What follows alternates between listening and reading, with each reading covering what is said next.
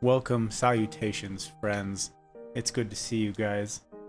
I hope you all have a drink of choice, something worthy of deep thought, contemplation, and discussing the big things. Cheers to you all.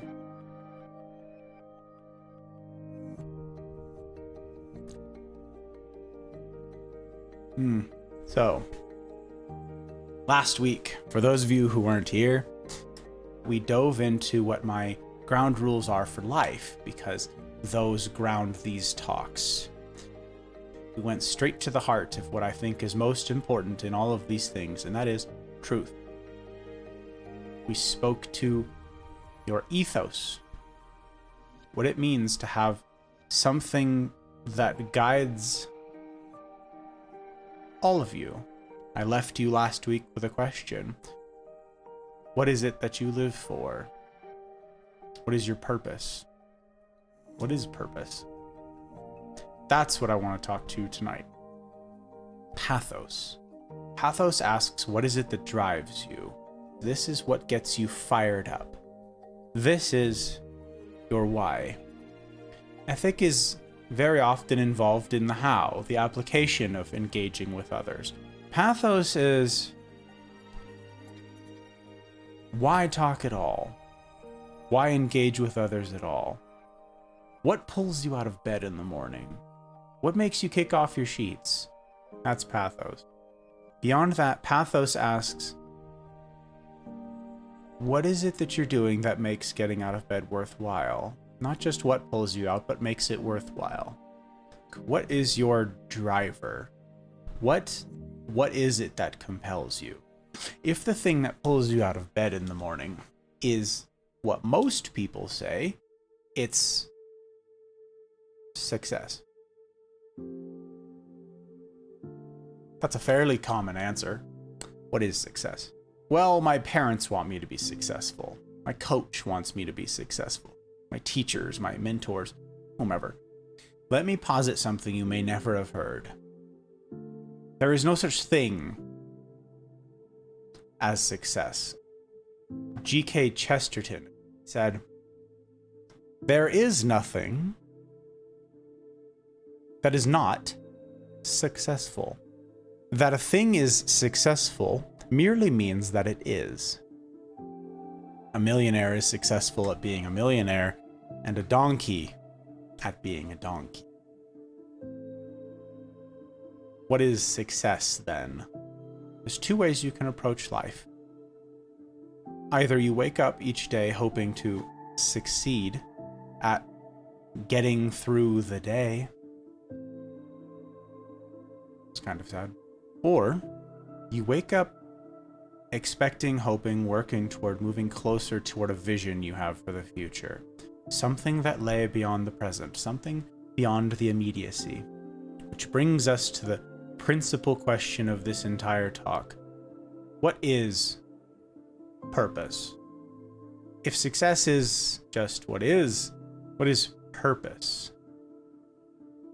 Purpose implies something more. Purpose is something bigger, grander. Purpose asks the question, what is the meaning of life? First, an observation. Most people that I talk to about this, they can detail perfectly all of the problems that they have, and yet, virtually everyone I talk to is incapable of describing where they want to be. Everyone can describe where they are, but rare is the individual I have found that can describe where they want to be. They have no vision. This is another way of saying these are people without dreams. The example I like to give in talking about this is examining the difference between managers and leaders. Often folks conflate the two, and I would strongly discourage such. Managers, if you ask where the company will be in a year, they will first begin by detailing all of the problems with the company. Well, I've got a bunch of lousy employees. They're lazy.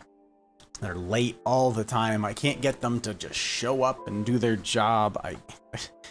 If we could get the money to get this process ironed out, if we could have a better location. Our location is terrible. We're plagued by... I asked where you're going. Where will the company be in 2 years, in 5 years, under your direction, under your guidance? And they respond with, here are the obstacles that I'm up against.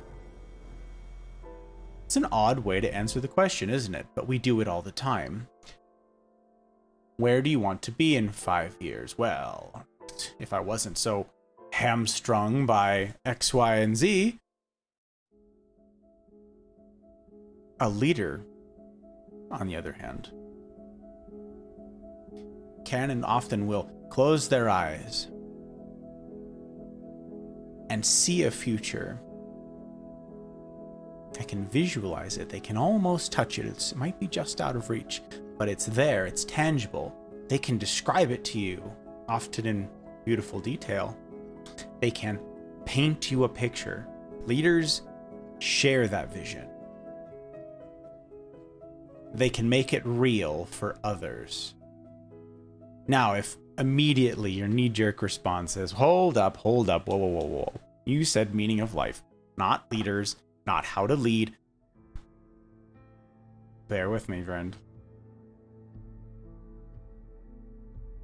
Real leaders. You'll know them if you've had them. Again, I can point to my own experiences, my own examples, my own walk. And if I limit it just to the Marine Corps, out of 12 years in the Marines, I can think of 3 men who I'd die for. There are 3 men that I would have followed to the gates of hell. 3. Out of countless. Wherever you've been, if you've had a leader, a real, honest-to-goodness leader, you'd know it. And they may come to mind right now. If you've been exposed to good leadership, sadly, that puts you in the minority. Leadership matters. To me, to us all, to organizations, to institutions, to the world. Leadership matters. Friends, hear me on this. A leader is not solely for leading an organization.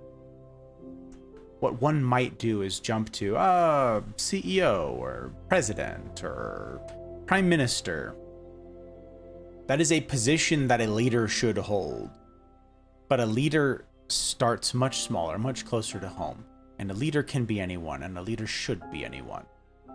When a real leader, rare though they be, is asked, show me this future of yours.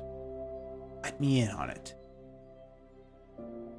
They'll begin by painting a picture. They'll explain that this dream, this vision casting that I'm doing, it begins with me.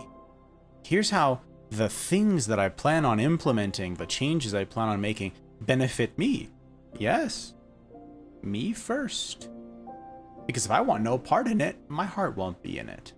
You start with yourself. You say, this is the plan I have for me. And then the circle gets a little wider. And for the employees, for the company, organization, group, outfit.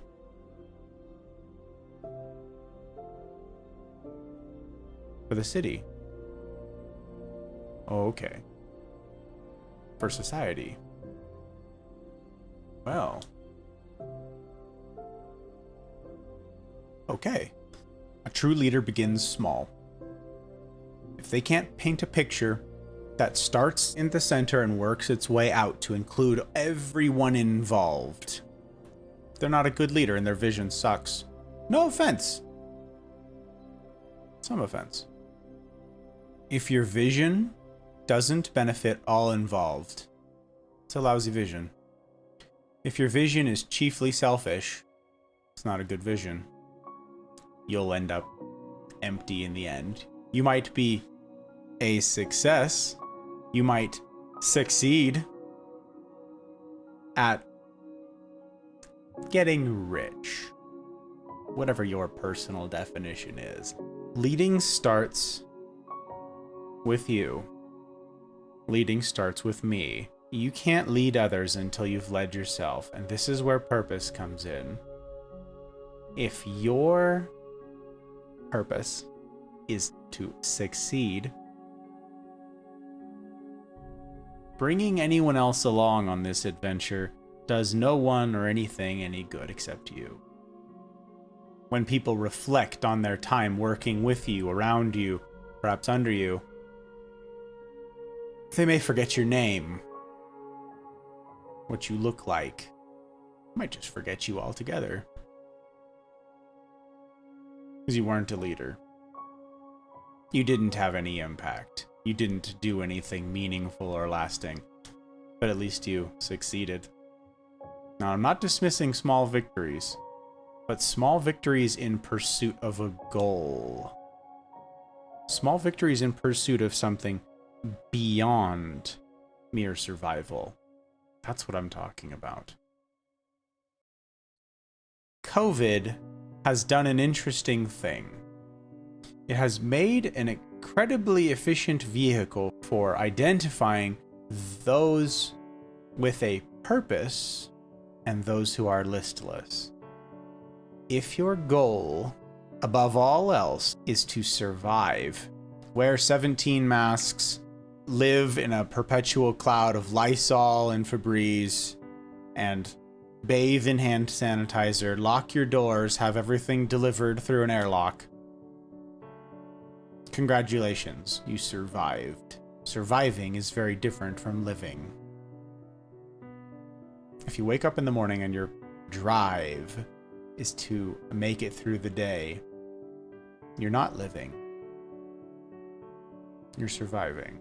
Let me put forth something else to you that might be challenging. Human beings have purpose. It's why one is inclined in the first place to ask the question, what is the meaning of life? It's because you have a mind that can comprehend such a question. It's because you have a mind that can untangle an answer provided to it. An automata doesn't ask such questions. It doesn't care. Another mind that's worth crediting here is a man named Horst Schulze, Austrian gentleman who founded the Ritz-Carlton. You may have heard of it. He's a very big fan of saying this thing, and I've had this for many years rattling around in my brain, and I applied it to my own work, leading my company as COO. He asked, what are you hiring for? Where's the purpose of your hiring? Well, thought Gus of yesteryear, I need X number more employees to do this much more work. I need them because I need more hands. Simple logistics. I was challenged when he said, human beings do not exist to fulfill a function. Chairs fulfill functions. The chair you're sitting on has a function, and that's to hold you up. You're not chairs. When you ask the question, what is the purpose of life? What is the meaning of all of this? A chair doesn't ask that question. It shows up every day, it fulfills its function, and it is perfectly contented. You don't. You're not a chair. You're not built to fulfill a function. You're drawn to the question, what is my purpose? Now, don't get me wrong. In the pursuit of purpose, in the pursuit of something greater, something bigger and grander, you will fulfill many functions, but none of them are your purpose. They're part of your journey, but they're not your destination. The question is, will those functions be fulfilled in service to a dream? I've talked to many people about this, and few have dreams. Some do, most don't. And the natural inclination, again, I know, we will say, well, I can't do those things. I can't get this better job. I can't do this thing. I can't start this company. I can't. Excuses are a funny thing. We come up with excuses to protect ourselves, specifically to protect our ego. We say, I can't do those things because that way, while we're pursuing something, if it fails, we've cushioned our landing. Excuses are born of insecurity. Again, a manager can point out to you everything that's wrong, but how many people have you ever seen hired for the express purpose of pointing out just how impossible everything is? How many people do you know who have a job whose job description reads, sit here and describe to me the impossibility of things. Here's all of your problems, and they're all insurmountable. What? No, we hire people to problem solve. We hire people to imagine, to create, to dream up solutions to problems. What will hold us back from excellence, from our pursuit of excellence, from pursuing something of value, of meaning, are excuses. And excuses come from insecurity. There's ups, there's downs. And often the route to success comes from determination and knowing who you are. You don't need to know the exact steps you'll take to get there. That will come. And it will come the same way wisdom does, by making mistakes. We talked about this all last week. We succeed by failure. We succeed by our missteps. There's a company I intend to start. I was perhaps naive in the timeline for doing so, but the way in which I'm pursuing it is not a waste. The how, the why, they're all still there. My ethic remains the same, unchanged, undaunted. The thing that gets me out of bed in the morning is the betterment of all, with a goal to help, not to harm, with something that would be beneficial to virtually all, as well as I'm able. The timeline has changed, but my pathos has not. You begin with yourself, you begin with your home, you begin with the things that you have control over. Yourself, your mind, one might say your body. Further still, your mind. If you don't have your body, you've been disabused of a functioning one. You have your mind. So long as you have your mind, you can begin there. I have led for as long as I can remember. It's the one thing that I know that I'm wired to do. There are other things that I wonder if I'll ever be good at, or perhaps could succeed in doing. Sure, I could put my hand to things and succeed in many of them. But the one thing that I know I'm wired for, I'm built for, is to lead. It is a terrible thing, the bumps and bruises that you'll earn in pursuit of that dream. But they are integral. The bumps and bruises are how you can be certain that when you arrive, you'll be prepared to handle it. I once had a mentor say, when you're ready to ascend, you will. Another way that many of you may have heard it said is, when the student is ready, the master will appear. Until you're ready, you won't be elevated. And if you are elevated, hear me on this, if you are elevated ahead of your time, it will crush you. If your dream is to lead something big, something successful, something scary, something world-changing, and you're not prepared, and for some reason you are elevated to that position, it will crush you. You're not built for it yet. You haven't demonstrated that you have the brass for it. If you are elevated to royalty at the age of 6, it'll crush you. And the damage you'll do with that position, well, history has demonstrated that. The same goes with child stars, with children who come into inheritances, wild estates and so forth. If you're not prepared for these burdens, they'll crush you. That isn't to say that the lumps you take on the path to getting there won't be painful. because they will be. It's not comfortable. It's not pleasant. And you must grapple with that. You must take who you are and wrestle with this thing. You must fight. Fight for it. And if you don't have a cause, if you don't have a purpose, if you don't have a dream to fight for, you won't fight. You won't fight. Depression is losing your why. And then coming up against opposition. Or not having a why to begin with. And I think that that's possibly the explanation for why so many young people are listless. It's because they've never been made to, forced to, encouraged to, guided to. They've never been led to dream a dream. Think about that. You're surrounded by teachers, parents, coaches who say, succeed. That what? Getting good grades, fine. But what happens when you get all of the perfect grades and you're still unhappy? It's because they don't have a why. It's because their parents, their mentors, the people who are meant to be shaping them and guiding them, haven't pointed them toward a purpose. They've told them success markers, expectation. Success has nothing to do with happiness. And happiness is fleeting. Joy undergirds.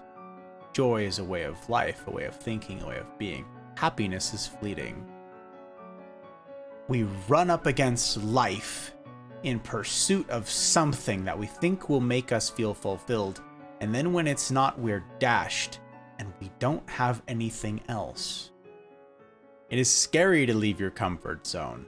But if your comfort zone is nothing but a bunch of arbitrary benchmarks that have been laid out before you, you'll be devastated in one of two ways. Either you'll miss the mark somehow and have no undergirding sense of worth or purpose, your pathos, or you'll hit every single one of those benchmarks and you'll still come up feeling empty. You must have something transcendent. There must be something greater than your functions. You want to be a successful doctor. Okay. Why? There's a lot of hows to be a successful doctor, right? There's a lot of functions that you must fulfill and a lot of benchmarks that will be laid out ahead of you. You gotta get good grades. You're gonna have to study hard. Oftentimes you're gonna have to do that at the expense of social opportunities, relational opportunities. You'll lose years. You will give years of yourself to this pursuit. Why? Because your parents wanted you to? Because you'll make a lot of money? Some of the most tragic stories are those that tell of a person who gets it all. How many suicides have you read about? From the millionaires, the most successful stars and actors and actresses. These people were aimed at something, but they weren't told why. Perhaps their parents did it, or perhaps their younger, more naive selves did it. And they said, once I'm a star, I'll be happy. Once I make money, I'll be happy. The same is true of all of us who don't have something beyond. If you're going to work for the paycheck, you're working to work. It's circuitous, and I don't mean this flippantly. It is the road to depression. It's the road to midlife crises. And sadly, it's the road to suicide. There are so many people whose lives, whose purpose was defined by doing the thing that they were doing when COVID hit. They had their job, they were making their mortgage payments, kids were doing fine, marriage was passable, but work was okay, and at least they were providing, and, you know, once more into the fray, we'll climb out of bed. Back to the grindstone, right? And then COVID hit, and they lost their jobs. Have you guys seen the statistics of how many people ended their lives when COVID stripped them of their job? What is it that COVID stripped them of? Did it strip them of their purpose? No, COVID stripped them of their function. We pursue things of meaning and fulfill functions on the way, but if all you have are functions, roles that need fulfilling day in and day out, and you lose those things, you're in the same spot day in, day out, and all of a sudden you don't have your spot anymore. That's depression. Finding out that underneath it all, you don't have a why. And that is horrific. It's a terrifying thought. That is what people mean when they talk of existential dread. People reach a midlife crisis and they go, why am I doing this? Why am I here? The wife leaves. They get passed up for the promotion that they've worked 5, 6, 7, 8 years for. They lose the job. If you're not grounded in something more, if you're not pursuing something of value, if your purpose is not something larger, something befitting a human, then being derailed like that can ruin you. It's a terrifying and terrible thing to learn that your function is not your purpose.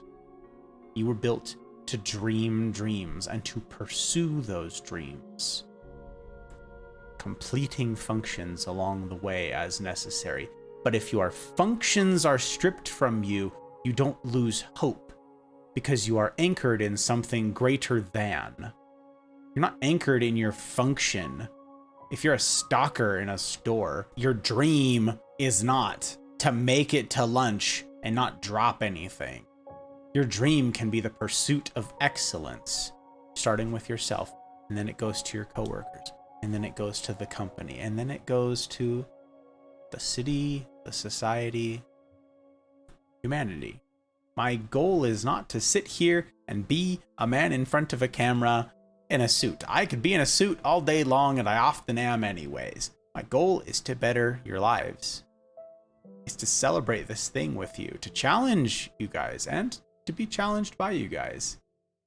To do something meaningful with the time, talents, and treasures that I've been entrusted with. I expect to change the world. All of me is bent toward that end. To do something meaningful, to do something great for you guys. It starts here, it starts small. My dream, my purpose is greater than the obstacles that stump me along the way. And I do get stumped. I'll never not have this purpose of mine.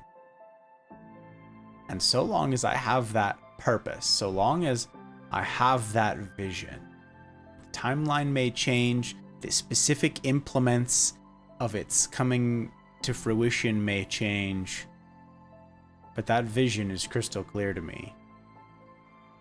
My challenge to you guys is to know and to detail your purpose, your pathos.